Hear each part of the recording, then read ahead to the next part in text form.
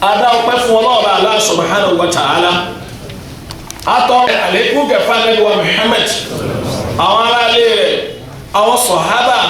àwọn ìyàwó àwọn ẹbí àwọn ará àti gbogbo olùgbàgbọ́ òdodo tí wọ́n ń bẹ lórí ilẹ̀ nígbà tánàbí ń bẹ lẹ́yìn ìgbà tánàbí ò sí mọ́ títí tálíkì àmọ́ fi dé ẹ̀yìn orísìí Ọlọ́run àwọn náà ń fásitì yàfi ń bẹ kójọ àtẹ̀yìn mọ́yọ̀ wá kó nù kẹ́nà Ọlọ́run ẹ̀yìn orísìí Ọlọ́run lẹ́yìn ìgbà tí àwọn awuyewuye ọ̀rọ̀ tá a sọ̀rọ̀ lórí ẹ̀ níjẹ̀ẹ́dógún lórí ọ̀rọ̀ bàbá kan tó ń sọ̀rọ̀ lórí ẹ̀rọ ayélujára bí ajere eléyìí tá a máa ń pè ní online nígbà tó ń sọ̀rọ̀ nípa pàápàá ntí ò gbọ́dọ̀ wẹ́mi àtìyín lójú a padà wá rí i pé àṣẹ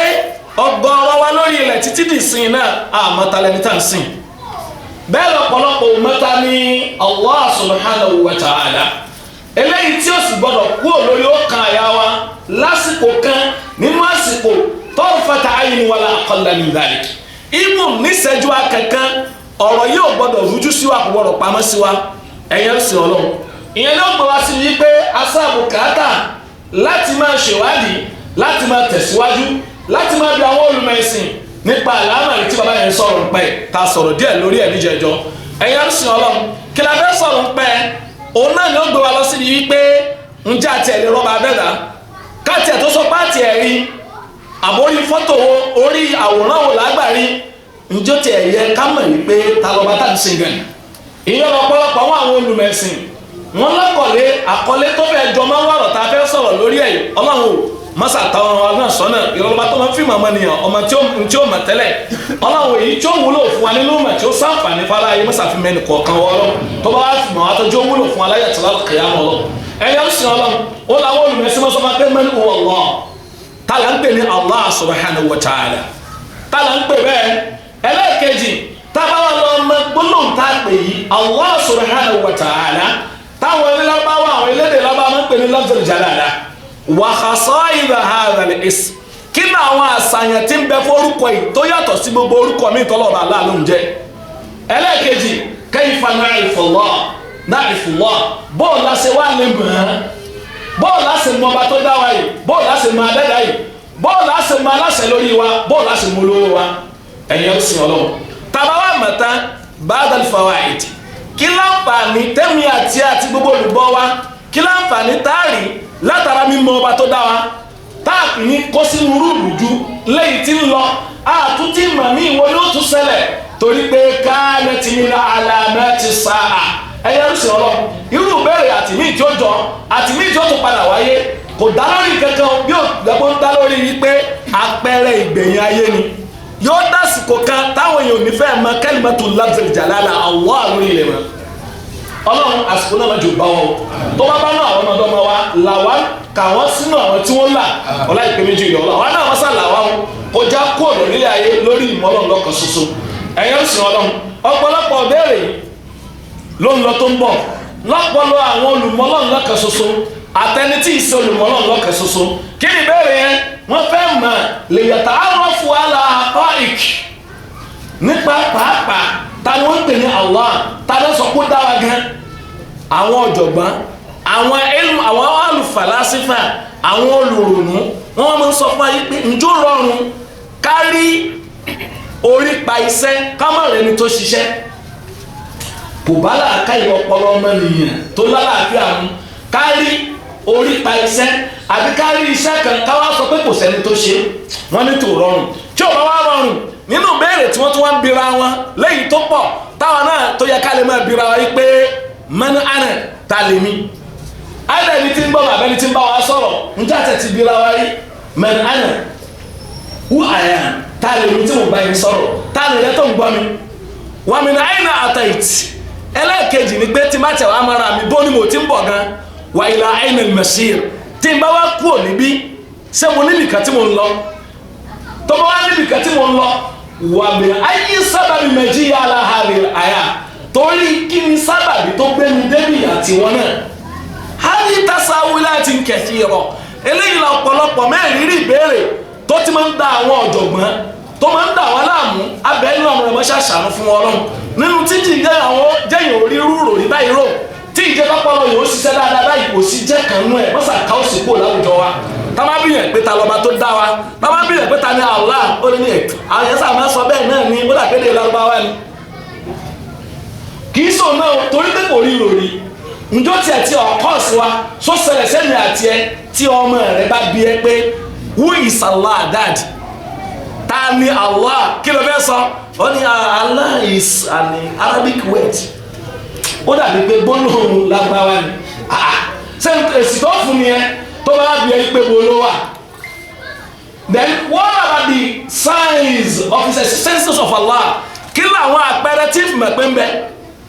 ẹ má jẹ́ kí n tẹ̀yìn wọ́n ní kàkà kọ́mọdé pamíláyò máa yá fòjóró bẹ́ẹ̀ ọlọ́mọṣẹ́wá lórí ìdúró ìyẹn ní bẹ́ẹ̀ ká máa pìpì àwọn béèrè tábà pìpì rẹ̀ tán káàmọ́ tó bí wá ẹja àná pìpì rẹ̀ sọpọlọ wọn kó tó béèrè kó má di pé yẹ kó dọpọlọ wọn ẹrú ẹjẹ ń sáré digress a little bit lidhalika kana min awla an-nas wa afdal an-nas li tarbiyati al-aqidati al-islamiyya ala dhihni al-awlad kana rasulullah sallallahu alaihi wasallam òjíṣẹ́ aláìkí àkọlọ́lọ́ kó máa bá òun ló jẹ́ni tó dáa jùlọ ní etí máa kọ́ ni òun sì lẹ́yìn tá a lè tẹ̀lé lórí bá ṣe kọ́ ọmọ tá a láṣẹ yọrí lórí ilẹ̀ ẹ̀yẹ́ ń sìn ọlọ́run kó tó di pọ́pọ́lọ́ ọmọ wọn dàrú òjíṣẹ́ ọlọ́run ti kọ́ wa pé lakinu awladakum aqidati tawhid ẹjọ́ máa bẹ lọ́pọ̀lọ́ àwọn ọmọ yín àwọn àdìsọ́kàn ìjọkan ṣoṣo ọba Allah níjọ́ tí Allah Ànábì sallallahu alaihi wasallam tó ń pè Abdullahi ọmọ Umar ó ń pè tani ó ń pè Abdullahi ọmọ Umar Abdullahi ọmọ Umar níjọ́ tí ń pè yìí is under 12 age kì í sọ ọmọ tó ti bàlágà kò tí ì under 10 ni torí pé láwọn ọmọ sọ fún wa pé ìjọ tó bá ti pe ọmọ kan ní gulam wọn ni ó wà kò tí ì dọmọ ọdún mẹ́wàá wọn là Ànábì sallallahu alaihi wasallam ó wá sọ pé ya gulam ó ní ìrẹ ọmọdé ìrẹ kíni ìrẹ ọmọdé kí lè mọ̀tá Ànábì fẹ́ kọ́ ó fẹ́ sí talqin al-aqidatul mubashir ó fẹ́ kọ́ ní Allah má ṣe install sínú ọpọlọ wa táàrí gbé kó bẹ́ẹ̀ sìn táwọn náà install rẹ̀ sọpọlọ àwọn ọmọ wa kí lè install síbẹ̀ ìyẹn ni pé a install tí ò yẹ kó jẹ́rù a install rẹ̀ sí wọn pé òkùnkùn lajà ó mú ẹ eégún bọ̀ lẹ́yìn ẹ̀ ọmọ rẹ̀ di pé tí wọ́n bẹ̀rù jù láyé eégún àti kíni o àti kùkùn lajà so ìyẹn ni pé tí ò yẹ kó jẹ́rù tí jẹ́rù fún wa àwọn àgbàlagbà kan àwọ̀ lọ́wọ́ àná òkú níbọ̀ lẹ́yìn rẹ̀ so ìyẹn ni pé n tí ò yẹ kó jẹ́rù fún wa torí pé wọ́n ti install rẹ̀ sọpọlọ wa àwa náà yẹ wá gbọ́ àkúọ̀ lórí ẹ̀ àtúnyìn install rẹ̀ sórí àwọn ọmọ à ń gbé sórí ọpọlọ wọn tí ó lè yẹ kó rí bẹ́ẹ̀ tàbá pàdé ọba aláàkíra sọpọlọ ajẹ́pẹ́ tí rú èmi àti ibà pàdé ọba adẹ́dà táwọn mọ̀lẹ́kà bá jí wa pé tàbí wá pé máa bùkà akẹ́ni kùkù lájà yìí náà ni ṣe táwí ni ẹ ṣe bá ṣe wí ni ẹ lẹ́ akẹ́rẹ́ ayélujára ọlọ eléyìí ló mú Ànábì sallallahu alaihi wasallam ọlá kánà Abdullahi ọmọ ọmọ bọ́ọ̀lù sọ̀tẹ̀lẹ̀ kí ni akidatu mubashir fún ó ní ya gulam ihfadillaha yahfadik Allahu akbar ihfadillah máa sọ Allah yahfadik Allah máa sọ ẹ ọmọ ọdún mélòó ọmọ ọdún mẹ́wàá ló ń sọ pé máa sọ Ọlọ́run Allahu akbar ajẹ́ pé ọmọ ìyẹn ti gbọ́dọ̀ ní àwọn ọ̀ndàlẹ́ẹ̀kan tó ti wà ní ọpọlọ ẹ̀ kẹ́tọ́ gbé mi lé lórí ìyẹn ni pé ó gbọ́dọ̀ ti mọ ọba rẹ̀ torí pé tẹ́ bá lọ sọ yẹn fún tí ò bá yé yóò dàrú tó bá dàrú bó ṣe dàrú mọ́pọ̀lọpọ̀ àgbàlagbà lọ́wọ́ lónìí wọ́n ní àtẹ̀mọ́ tá tiẹ̀ sí ń bẹ̀ àwọn àfáàǹsá tiẹ̀ ń dọ̀pọ̀ lọ́wọ́ rú ni èèyàn kan lọ́wọ́ wà ní gbogbo àyíkáyè èèyàn kan ló wà ní tọ́ílẹ̀tì èèyàn kan lókè sọ́mà ló wà àtẹ̀mọ́ wàhálà yìí tiẹ̀ pọ̀ ẹ sáà máa sinú dọ́mọ dákùpá rédíò nígbà tí rédíò gba olóògùn tó gbà láàyè kó wá polóògùn rédíò pa kèfèrí láàyè pé polóò kúfùrù fáwọn ayé pé tó bá bímọ ó gbọ́dọ̀ wá kọ́sẹ̀ jáyé rẹ̀ tó bá fẹ́ fẹ́yàwó wà á mú orúkọ rẹ̀ àtọrúkọ ìyàwó ẹ wà lu méjèèjì papọ̀ báyìí yóò wá bí kan á wà sọ ìràwọ̀ lẹ̀ ń bá lò eléyìí ń lo iná tó ń lo omi méjèèjì ọ̀dà lè ṣiṣẹ́ papọ̀ àwọn ọ̀dẹ̀gbọ́ pọlọ wa kalẹ̀ á sì ń bọ̀ ń bò jẹ́ pa ọpọlọ ẹni tẹ́gbẹ́ lọ fún iléeṣẹ́ ó sàlámù pé lẹ́yìn ó bá iléeṣẹ́ wa jẹ́ nì àmọ́ torí pé wọ́n gbòó lọ́wọ́ wa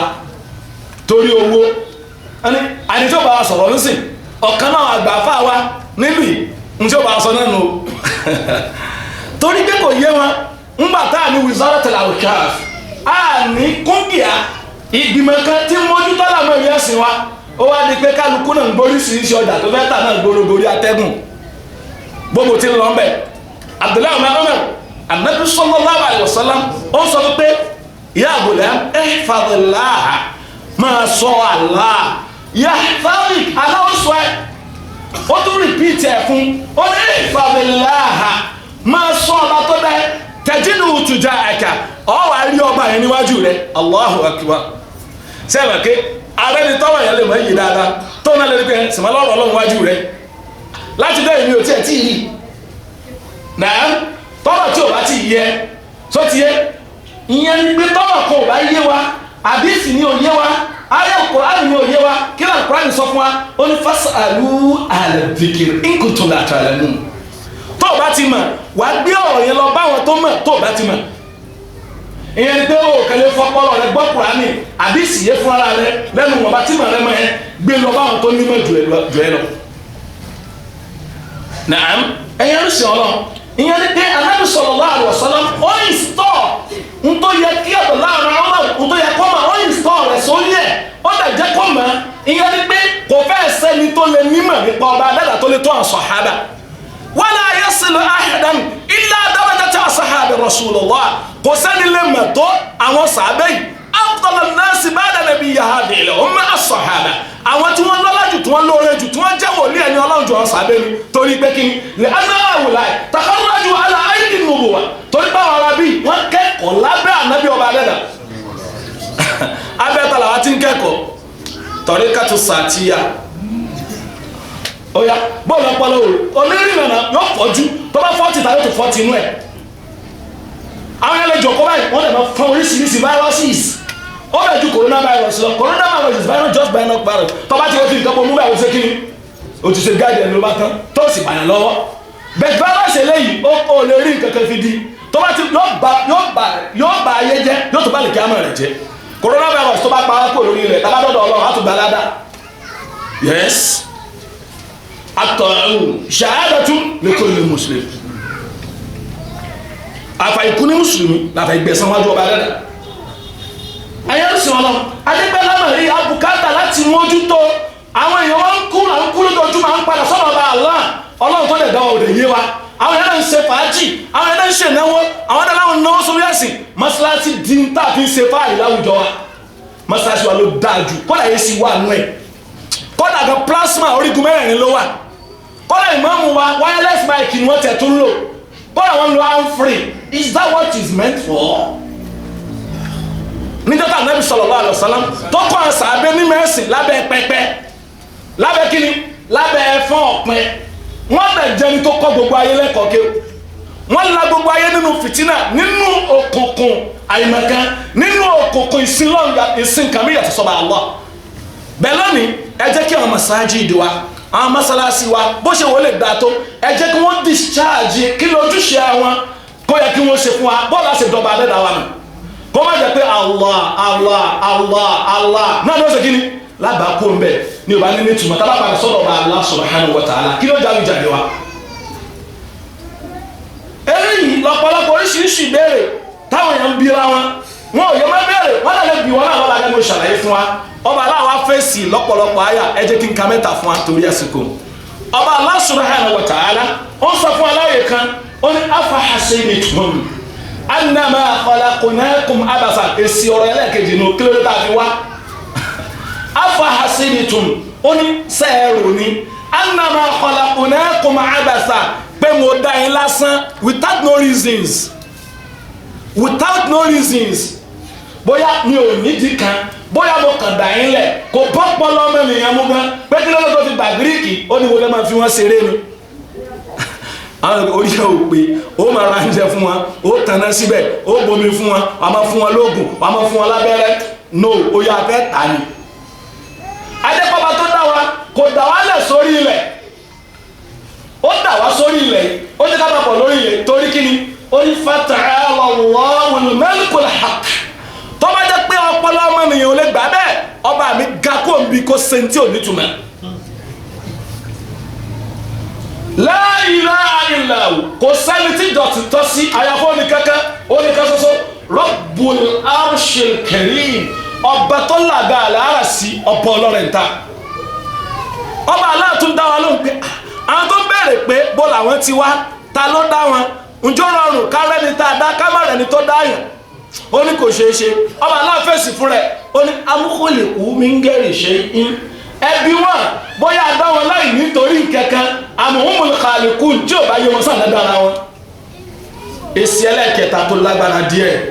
ọba aláàní hadha khalqullah gbogbo táwọn lórí ilẹ̀ yẹn sọ́mà ni ilẹ̀ ni igi ni ọ̀pẹ ni àlìjánu ni obìnrin ni èèyàn ọkùnrin ni nínú èèyàn ọmọdé ni àgbà ni èèrà tí ń rìn lórí rẹ̀ hadha khalqullah èmi Allah ni mo dá wọn ó wá ní fa'aru ni ẹ wá lọ kójọ ẹ fi hàn nísìn madha khalaqa alladhina min dunihim ẹni tẹ́ gbà pé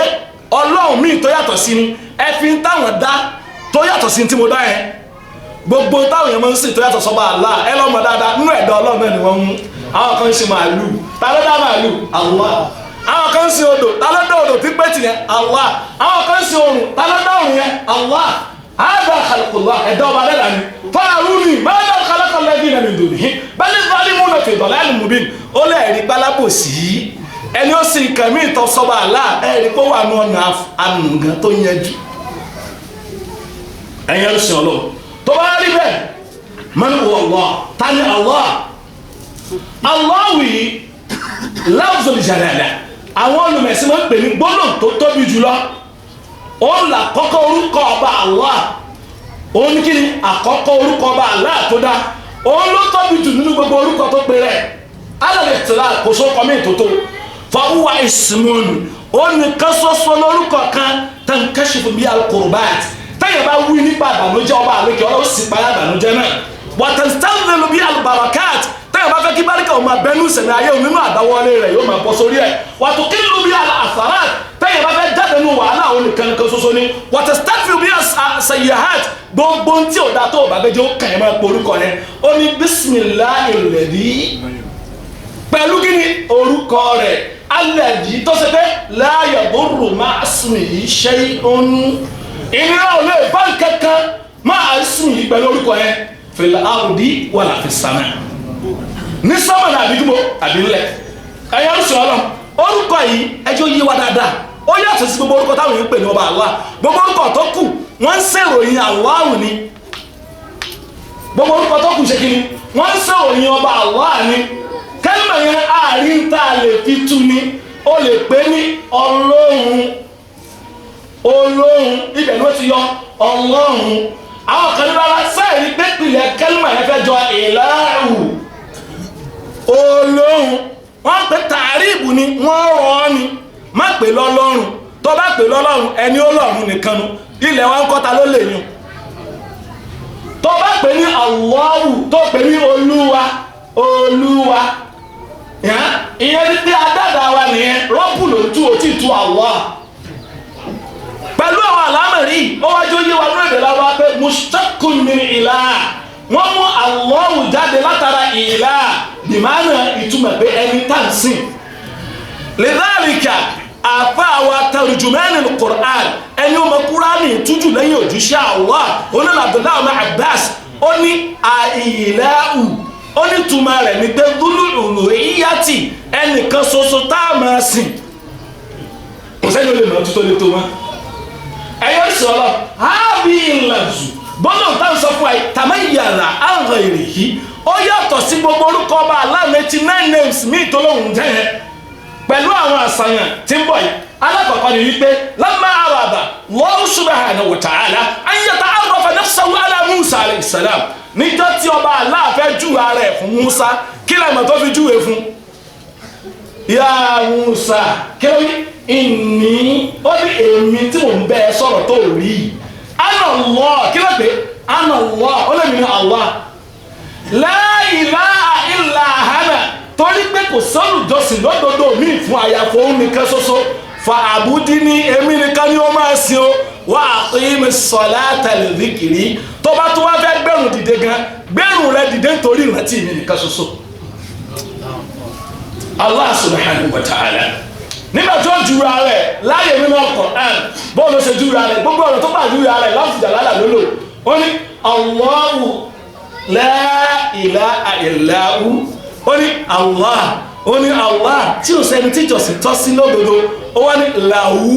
wọ́n tún wà fún asmaul husna àwọn ọkọ̀ míì tó tún dá tó rẹwà tó yàtọ̀ sí Allah gbogbo ọkọ̀ tó wá rẹwà tó dá yẹn wọ́n máa ṣiṣẹ́ tọ̀ Allah wọ́n máa túmọ̀ Allah ni.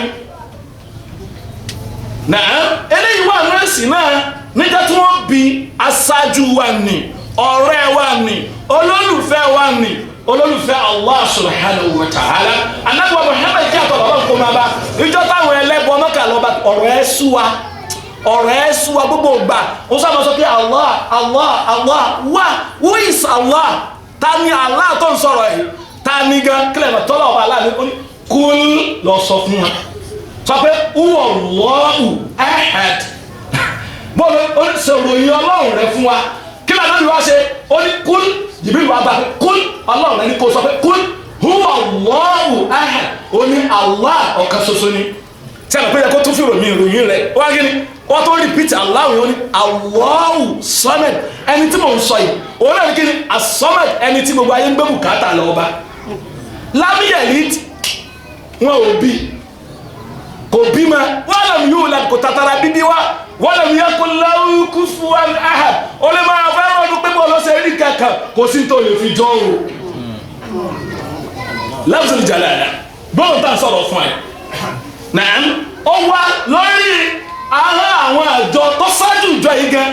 ìjọ Ànábì Nuhu awwalur rusul al-ihtilal ìjọ rẹ̀ gan àwọn gan gbà pé Allah ni lẹ́fìrò tẹ́ bá rọ́nù àmọ́ ẹ̀yà tí wọ́n ń pe Ọlọ́run ní Allah tí wọ́n fẹ́ pè lóko mi ẹ̀rù ń bà wọ́n láti má kó sínú òrùjú ni bẹ́ẹ̀ tó bá ti lè clear sí wa kò sílẹ̀ ìfita bá lè pè pé Ọlọ́run Olúwa wa adẹ́dá wa tí ò bá ti mú ìtumọ̀ tó lè kó àbújá ìjẹkù tàbí tó ta kó tọ́ba aláàfin ìròyìn ẹ̀ ó ti lé apọ̀nú àwọn olùmẹ̀sọ́ pé ó sì lè gbé àtàdàbò olórí ẹ̀ náà tó bá mọ ẹ lá then it's good and fine. God, who is God? God cannot be written with small g. Yes, who is God? There are many gods on the earth. Oh, God did pọ̀ gidigidi in the name of God. Who is God? God wo ló fẹ́ ká mọ̀? God wẹ́ẹ́ túnú èdè èbó káwọ́ túmọ̀ ẹ̀ náà. Ìlà padà sínú èdè tí ò sí wàhálà pẹ̀lú ẹ̀ èdè tó fi rọ́ọ̀jù ṣẹ́gbẹ̀yìn sí ẹ ó lè kí ni Allah orúkọ tó ń sọ̀rọ̀ rẹ̀ yìí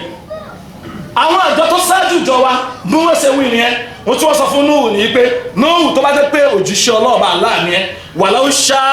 Allah i'tarafu bil uluhiyya àmọ́ ẹ gbà pé Allah ni wọ́n ní walau sha Allah tó bá jẹ́ pé Allah tó ń sọ̀rọ̀ rẹ̀ yẹn òun ló bá rẹ̀ ẹni tí ó bá tẹ̀ wá rán yẹn sí ẹ kò ní jẹ́ rẹ̀ náà tí ó bá rán yẹn sí wa kò ní jẹ́ rẹ̀ kò ní jẹ́ abala bíi tiwa la anzala malaikatan àwọn màláíkà ni ó ràn ajẹ́rẹ́ gbà pé ọba Allah kan bẹ lókè sánmà keje tó bá fẹ́ rán yẹn sí àwọn inú àwọn ẹ̀dá rẹ̀ tó gbajúmọ̀ jù dáadáa tó jẹ́ ní abíyí ju àwọn màláíkà ni summa qala qawmu Hud àwọn ọjọ́ Ànábì Hud tó náà tẹ̀lé àwọn náà sọ the same thing wọ́n ní ìrẹ́ Hud ajitana o wa bá wa nínú àbúrò Allah wahda o fẹ́ ká sin Allah o fẹ́ ká sin kí ni Allah ẹ̀yìn tààrọ̀fù aqarru bil ubudiyyati Allah àwọn náà gbà pé onìkan sọ lórí ẹ̀ka jọ́sìn fún bẹ́ẹ̀ fẹ́ ní òjẹ́ kí wọ́n gbádùn wà á rà làzù kò sí orúkọ nínú gbogbo orúkọ bá Allah 99 names of Allah yẹn èyí tó repeat tó pọ̀ jù náà Quran tó tó Allah lafzul jalala zukirat wa qarrarat marratan fil Quran 2,395 times ló wà náà Quran 2,395 times ló wà náà Quran kì í ṣe torí kankan la'anna aradat an takarrara sẹ́yìn mọ́ tẹ́bá lọ́wọ́ kìyàsí ìsá how many verses ló wà náà Quran 6,666 àbí wá pé méjì so 16 sọ̀sọ̀ ẹ̀ lọ́kàn ọ̀nkà àwọn kan nìyẹn o torí mẹ́nu ayé àtòròpẹ́ ọ̀kan táwọn kan pé méjì o ó mẹ́rin àtòròpẹ́ méjì ní ọ̀nà kùrọ̀ lọ́dọ̀ àwọn kan wọ́n ṣe kí ni wọ́n sọ lẹ́yìn ọ̀kan ìyẹn ò lè sílẹ̀ ìfín bẹ́ẹ̀ nígbà kùrọ̀ ibadallah ẹ̀yẹ́ ń sùn ọlọ́